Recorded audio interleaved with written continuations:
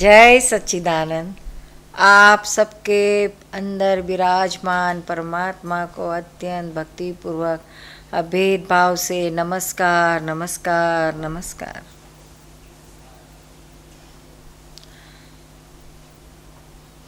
आपके साथ माँ बाप और बच्चों के बीच के व्यवहार की बातें करेंगे। किस तरह से बच्चों को प्यार से संवारा जाए। बच्चे हमेशा मासूम ही होते हैं। जब पैदा होते हैं तब उनको कोई ग्रज नहीं रहता है, बिल्कुल मासूम होते हैं। लेकिन आप देखिए, जब हम गुस्से में आ जाते हैं तो बच्चों को ठोक देते हैं। कई बार तो अपने भारत की स्त्रियों का क्या हाल होता है, सास का गुस्सा अपने बच्चों पे निकालती है, पति का गुस्सा भी अपने बच्चों पे, मासूम बच्चे पे निकालती है और जोर से गुस्सा करके ठोक देती है। बच्चे बेचारे सोचते हैं कि हमारी क्या गलती है। फिर थोड़े सयाने होते तो समझ जाते हैं कि ये माँ किसका गुस्सा किस पे निकाल रही है, ये हमारी वीकनेस है, बच्चों का क्या गुनाह है। और जैसे जैसे बच्चे बड़े होते जाते हैं तो जिस तरह से जिस ढंग से माता और पिता का क्रोध देखते हैं, डांटना देखते हैं, वही तरीके से वह भी अपने छोटे भाइयों को या बहनों को डांटना सीख जाते हैं। फिर हम कहते हैं, फिर माँ कहती कि लड़का बहुत गुस्से वाला है, उसके बाप के जैसा। जब पैदा हुआ था तब कुछ गुस्से वाला नहीं था, वो तो बाप का देख देख के ही गुस्से वाला हुआ है। तो ये भूल जाते हैं कि हमारे क्रोध, मान, माया, लोभ सबका असर बच्चों पे पड़ता है। हमारा देख के ही बच्चे का सीखने लग जाते हैं वैसा ही करने का। और उसकी जगह अगर आप प्यार से, बहुत बड़े नोबल दिल से डील करो, बच्चे कितने संस्कारी हो जाएंगे। बच्चों की गलतियां हुई तो जरा प्यार से वो गलती को आप एक्सेप्ट कर लो, तो देखो उनमें कितना फ़र्क आ जाएगा। वो खुद रियलाइज़ करेंगे कि ये गलती है हमारी। दादा भगवान तो हमेशा कभी किसी को कुछ डांटते नहीं थे। हम उनके सेवा में थे, 20 साल उनके साथ रहे, 24 घंटे उनकी सेवा में लगे रहते थे। क्या हमारी गलतियाँ नहीं होती होगी? बहुत ढेर सारी गलतियाँ होती थी, लेकिन कभी दादाजी ऐसा क्रोध करके या डांट के कभी कुछ नहीं बोले। कितनी भी बड़ी गलती हो तो भी कुछ नहीं बोलते थे। बहुत बार अगर एक गलती रिपीट हुई तो वो हमको कहते थे। उदाहरण था, जैसे सुबह में दादाजी के लिए हम नाश्ता बनाते थे तो उसमें कभी नमक ज़्यादा गिर गया तो 2, 3, 4, 5 दिन तक वही सिलसिला चालू रहा। तो फिर हमको थोड़ा सा इशारा करते थे। वो भी उनका इशारा करने का तरीका अलग है।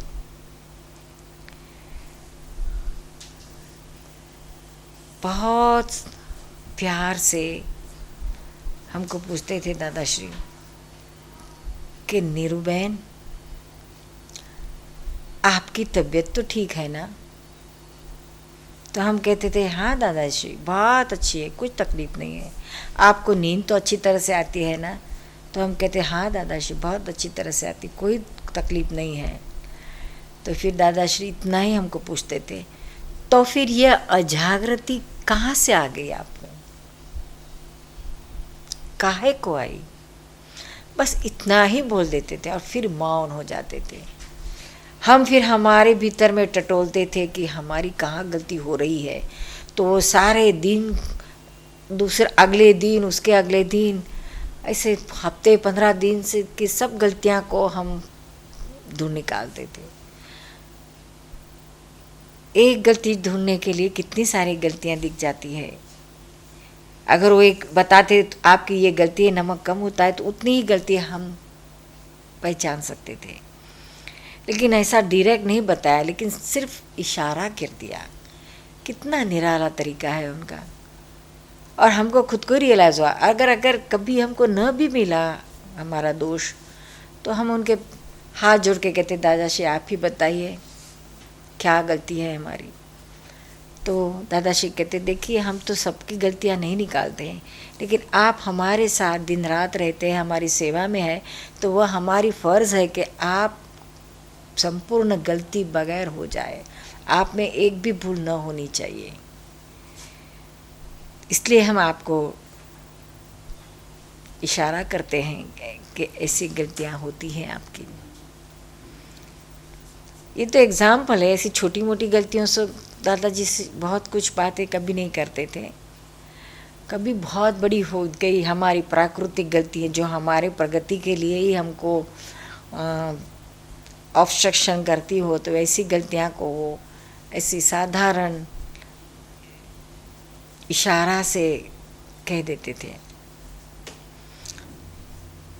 आप अगर अपने बच्चों को इशारा से न कह सके तो ज़रा प्यार से, ज़रा सर पे हाथ रख के कह सकोगे ना, तो उनको कितना अच्छा लगेगा। बच्चे अपनी गलतियों में से बाहर आने का पूरा प्रयत्न करेंगे, पुरुषार्थ करेंगे, और टोकने से, डांटने से और ज़्यादा करते रहेंगे। और दादाश्री का एक बहुत बड़ा सिद्धांत था कि जो गलती सामने वाले को मालूम है, वो गलती के बारे में एक अक्षर भी नहीं बोलते थे। जो गलती मुझे मालूम है मेरी, वो गलती के लिए दादाश्री मुझे कभी कुछ नहीं कहते थे, क्योंकि उनको मालूम है कि ये निर्वंश पहचान जानती है उनकी क्या गलती होती है, और वो जब जानते हैं तो उसमें से बाहर आने की कोशिश करते ही होंगे। यहाँ तो आप देखिए माता पिता अपने बच्चों के साथ कैसे सलूकात करते हैं।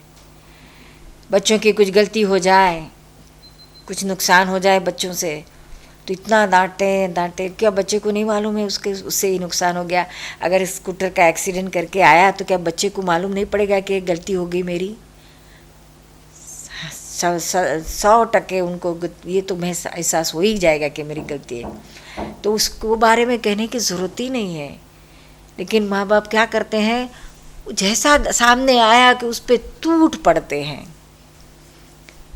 ऐसा स्कूटर चलाता है न वैसा करता है, न बहुत स्पीड में चलाता है, न टूट पड़ते हैं। ऐसा नहीं बोलना चाहिए। गलती हुई तो उसको जो गलती मालूम पड़ती है तो उसके बारे में कुछ नहीं बोलना चाहिए। जो गलती उसको मालूम नहीं पड़ती उतना ही कहना चाहिए। ये दादाश्री का सिद्धांत था। और मालूम हुए उतना ही काफ़ी है। आप उसको जानते हैं तो उसकी अवेयरनेस चालू हो जाती है, और उसमें से बाहर निकलने का कोशिश चालू हो जाता है। इसलिए गलतियाँ के लिए गलत तरीके से जो बच्चों को टोका जाता है, डांटा जाता है, उससे विपरीत असर होती है। बच्चे गलतियों में से बाहर आने के बदले और गलतियों में ज़्यादा डूबते जाते हैं। एक बहुत अच्छा प्रसंग है दादाश्री का। एक 20-22 साल का लड़का था, दादाश्री के पास रोज़ आता था। उसके वैकेशन का टाइम था तो हर रोज़ आता था। सुबह से आता था और शाम तक बैठा रहता था, रात को जाता था घर पे। तो एक दिन अचानक ही वो दादाश्री को कहने लगा कि दादा, आप पर मुझे बहुत क्रोध आता है, इतना क्रोध आता है, मुझे ऐसा अंदर से होता है कि आपको मैं गोली दे के मार दूं। तो दादाश्री ने बहुत प्यार से कहा, बेटा ऐसा मेरे बारे में सोचने का क्या कारण है? मेरी क्या गलती तुझे दिखती है, बता बेटा। इतना सुनते ही वो एकदम ठंडा गार हो गया।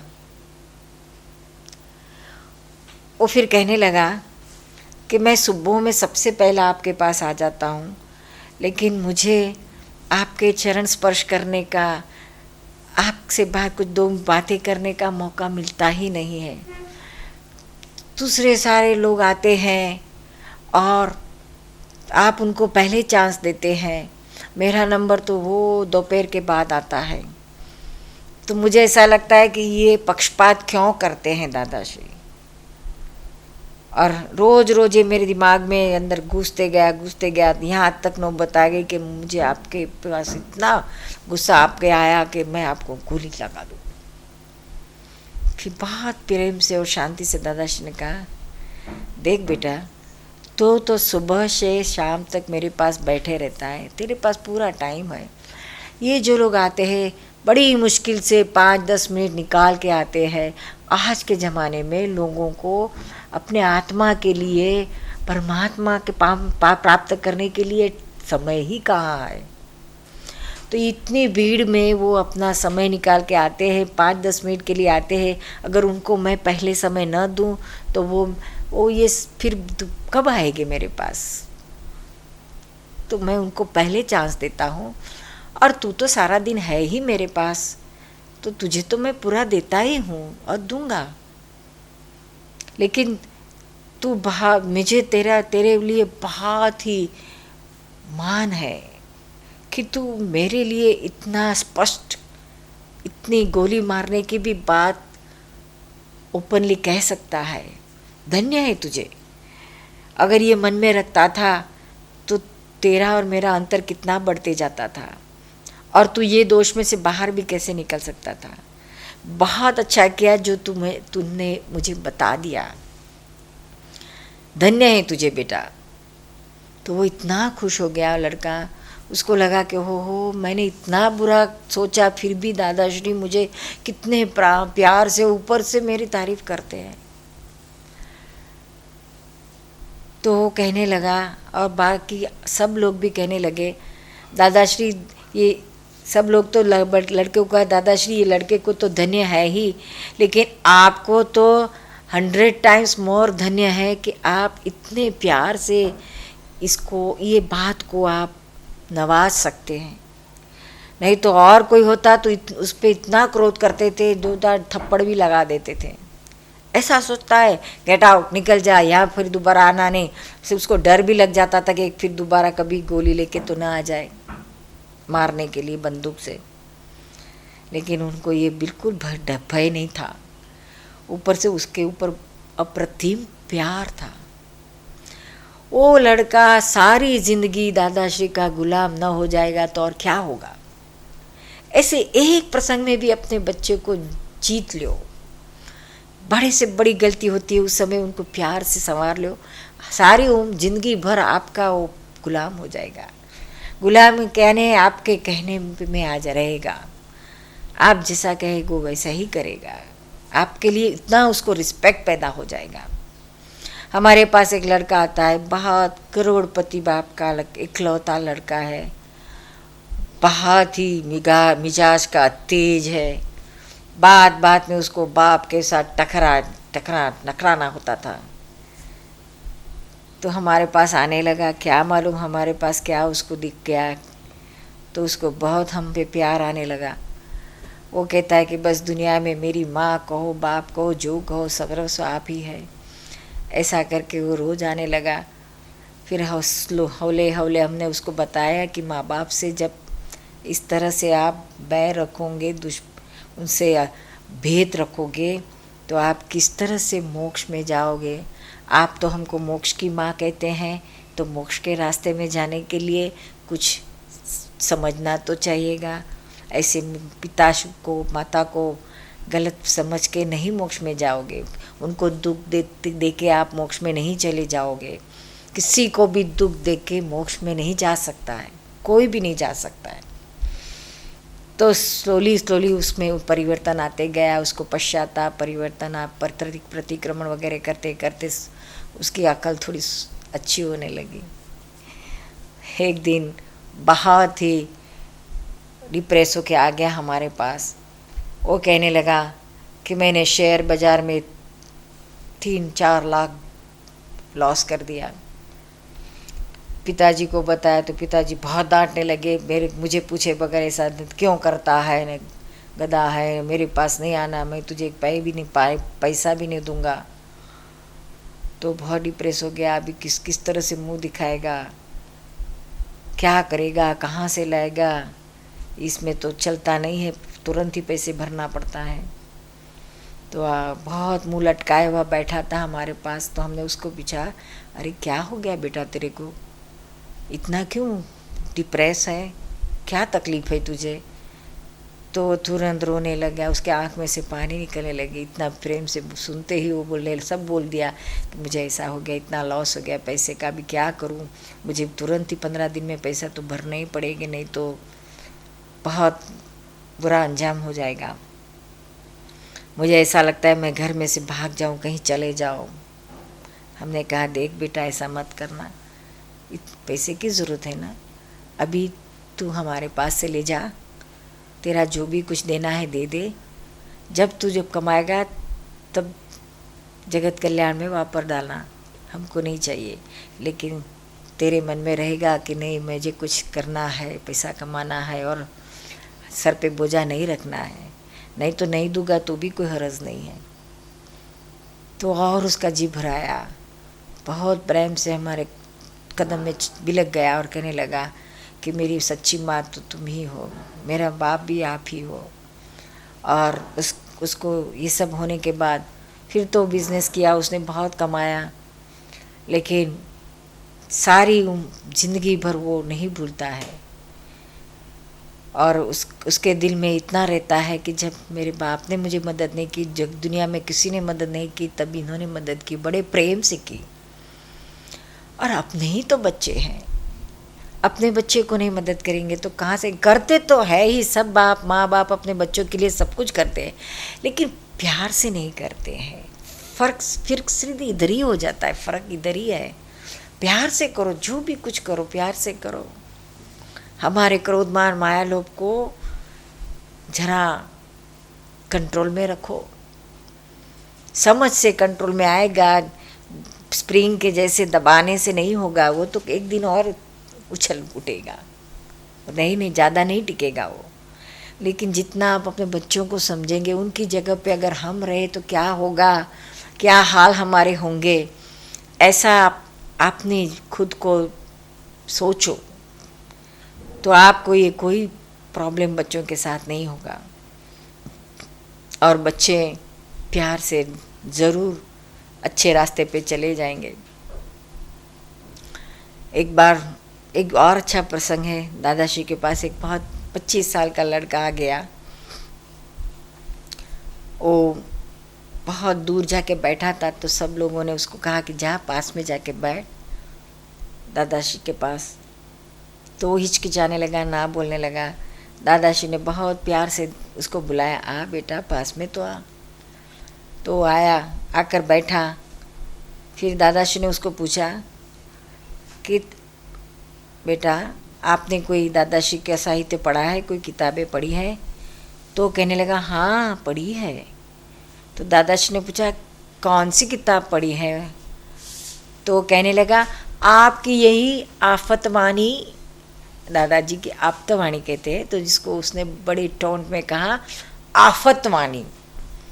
तो दादाजी बड़े मुस्कुराने लगे और उन्होंने कहा ऐसा, तुझे इस किताब में क्या आफत लगी बेटा? तो वो कहने लगा उसमें आफत ही आफत है, और कुछ है ही क्या? तो दादाश्री ने कहा ऐसा, तुझे आफत लगी है, कोई हर्ज नहीं है, तुझे जो भी ठीक लगे वो पढ़ना, तू बैठ, तुझे कुछ पूछना है तो पूछ सत्संग में। तो कहने लगा नहीं मुझे कुछ पूछना नहीं, मैं तो चला, मुझे तो यहाँ कोई इंटरेस्ट नहीं आता है। अरे तू अभी आया बैठा, एक सेंटेंस भी सुना नहीं और तुझे क्या तकलीफ हो गई? दादाश्री ने कहा नहीं बैठ बेटा, थोड़ी सी बातें कर, कुछ नहीं तो चाय पी के तो जा। तो कहने लगा नहीं मैं चाय नहीं पीता हूँ। तो दादाश्री ने कहा तो दूध पी ले बेटा। तो कहता नहीं मुझे दूध भी नहीं पीना है। तो नहीं दादा क्या ऐसा नहीं चलेगा, हमारे प्रेम से तुझे दूध तो पीना ही पड़ेगा, हमारे प्यार से पिलाया हुआ दूध एक बार पी के तो देख। और उसको रियली उसको दूध मंगा के पिलाया, इतने प्यार से पिलाया। आधा उसने उसको पिलाया और आधा खुद पिए, और फिर कहा अब तुझे जाना है तो जा, लेकिन इस तरह से हमारे साथ मन तोड़ के मत जा। सब कुछ मिल सकता है, सब कुछ जुड़ सकता है, लेकिन एक बार टूटा हुआ मन कभी नहीं जुड़ सकता। वहाँ उस नौबत तक न जाओ कि सामने वाले का मन टूट जाए। कुछ थोड़ा सा मतभेद हो जाए तो हर्ज नहीं है, लेकिन मनभेद न होने देना। मनभेद हो गया तो हमेशा के लिए एक दूसरे का मुंह देखने का भी नहीं अच्छा लगेगा। इतना भाव तिरस्कार हो जाता है, तब मनभेद होता है। वहाँ तक नहीं जाना चाहिए। माँ बाप को ये देखना चाहिए, कई बार अपने बच्चों के साथ इतना सारा डांटते, इतना झगड़ते, इतना गालियाँ देते हैं, तो उसका नतीजा ये आके खड़े रहता है कि बाप कहता है मुझे तेरा मुंह सारी ज़िंदगी नहीं देखना है, तो लड़का भी बोलता है मुझे भी आपका मुंह नहीं देखना है, और दोनों अलग हो जाते हैं और सारी ज़िंदगी एक दूसरे का मुंह नहीं देखते हैं।